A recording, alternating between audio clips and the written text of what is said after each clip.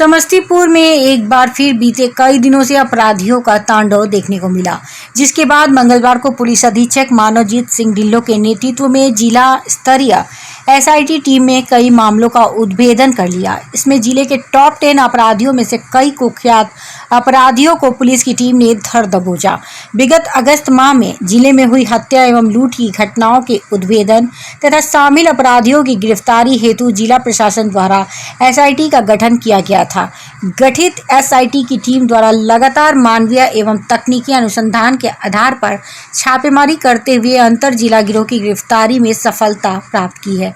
Police की team ने बीते 23 अगस्त को सुधा डिस्ट्रीब्यूटर से लूटकांड एवं हत्या, शंभूपट्टी में बीते 1 सितंबर को शंभूपट्टी स्थित एचपी गैस गोदाम में गोली मारकर लूट की घटना, ताजपुर के सीएसपी संचालक से 3,80,000 की लूट सहित 20 आपराधिक मामलों में इनकी संलिप्तता स्थापित हुई है।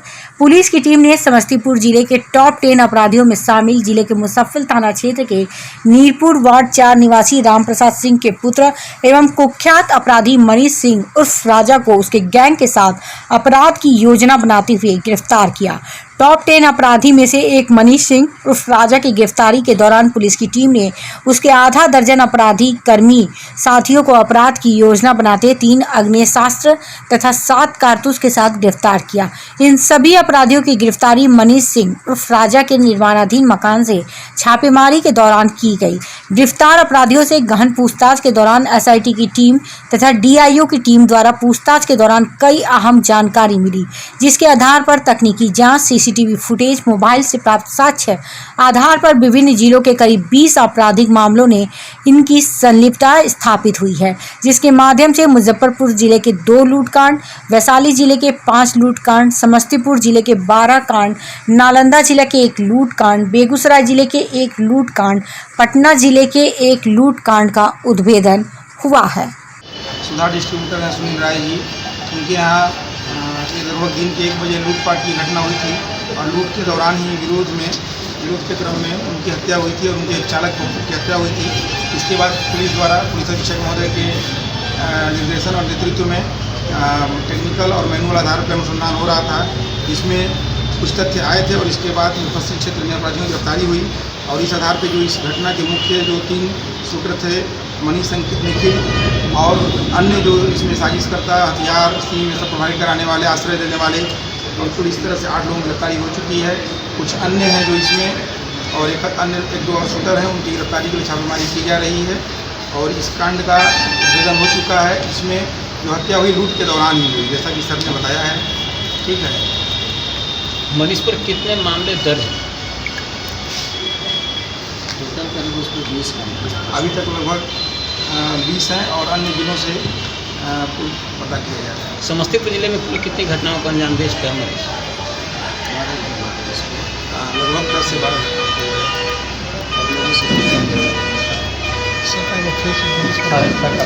कुख्यात मनीष है, उस पर कुल कितने मामले अपने जिला में दर्ज है और किन किन घटनाओं को अंजाम दे चुका है वो? हम लोग के जिला में टॉप 10 में यह शीर्ष पहला नंबर पे ये वांछित अपराधी था। 2020 में ताजपुर के अषाढ़ी पोखर के पास एक हत्या हुई थी लूट के दौरान सीएसपी संचालक की। उस कांड का उद्भेदन पूर्व में हुआ था, लेकिन मनीष फिलहाल उस समय से फिरार चल रहा था।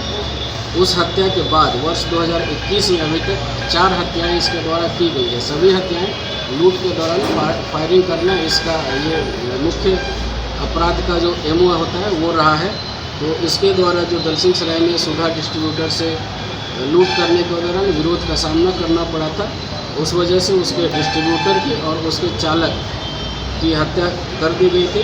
इसके बाद में इसके पहले ही L&T फाइनेंस का सहदेई ओपी में उससे भी लूट के दौरान फायरिंग हुआ था, उसमें भी उसके कर्मी की जान चली गई थी। इसके अलावा बिंद थाना क्षेत्र नालंदा में एक व्यक्ति जा रहा था, वो सिर्फ उसकी चेन छीनने के लिए उस पर इसने फायरिंग किया और उसमें उस पीड़ित की मृत्यु हो गई थी। चेन उसमें छीना था, उस चेन को हम लोगों ने ट्रैक करते हुए वो भी पता किया तो हम लोगों को पता चला कि ताजपुर थाना क्षेत्र में इसने उस चेन को बेचा था। उस बिंदु पर भी काम चल रहा था। और एक बात और ये सामने आई है कि उस लूट के दौरान जो फायरिंग किया था मनीष ने, उसके एक अन्य साथी मनीष के साथी है साका और नीतीश, उसको भी गोली लगा था। वो हम लोग के अनुसंधान में आया है। वह चोरी छुपे पटना में इलाज करा रहा था। हम लोगों ने ट्रैक करते हुए उसके इलाज स्थल, जिस अस्पताल में इलाज करा रहा था, वहाँ भी दबिश दी है और यह भी खंगाल रहे हैं कि वो फिलहाल कहाँ फरार है। तो एक और बात पूछताछ से ये सामने आए कि इन्होंने सुधा डिस्ट्रीब्यूटर को 23 अगस्त ही क्यों चुना था। तो इनके द्वारा ये खुलासा किया गया है कि वो रक्षाबंधन के नेक्स्ट अगला दिन था। इन लोगों को अंदाज़ा था कि रक्षाबंधन के दिन सुधा के जो एजेंसी है उससे दूध, पेड़ा, मिठाई, तरह की सामग्रियों की अधिक बिक्री होगी और उसके कारण उस एजेंसी में अधिक पैसा होगा। इस वजह से उन्होंने रक्षाबंधन के नेक्स्ट अगले दिन इस लूट को प्लान किया था। इसके 2 साथी भी हथियार के साथ पकड़े गए हैं। इसे विशेष करके जब पूरी टीम से पूछताछ की गई तो इनके द्वारा जो अभी तक घटनाएं की गई है, करीब करीब वो 20 से अधिक लूट की घटनाएं हैं। लूट की घटनाओं के दौरान ये फायरिंग किया करते थे, जिससे 4 पीड़ित की मृत्यु भी हुई है। वो मुख्यतः मनीष द्वारा किया गया है, जो गिरफ्तार हो चुका है। पूछताछ से स्पष्ट हुआ है कि मुजफ्फरपुर जिले के 2 कांड में, वैशाली जिले के 5 कांड में, समस्तीपुर जिले के 12 लूट कांड में, नालंदा जिले के 1 लूटकांड, बेगूसराय का 1 लूटकांड और पटना जिले का 1 लूटकांड में इनकी सहभागिता स्थापित हुई है। इनसे बाहरी जिलों की टीम, मुजफ्फरपुर, वैशाली, नालंदा की टीम भी, अनुसंधान टीम इनसे पूछताछ कर चुकी है। इनके मोबाइल से जो एविडेंस थे वो प्राप्त किए जा चुके हैं। इनके द्वारा जो पूछताछ से कंप्यूटेशन लिया गया है उसके आधार पर लीडिंग टू रिकवरी भी हुई है। विशेषकर सुधा डिस्ट्रीब्यूटर से जो घटना हुई थी 23 तारीख को, उसके बारे में बल सिंह साहब एसडीपीओ साहब यहाँ मौजूद हैं, वो विस्तृत रूप से वो बताएंगे।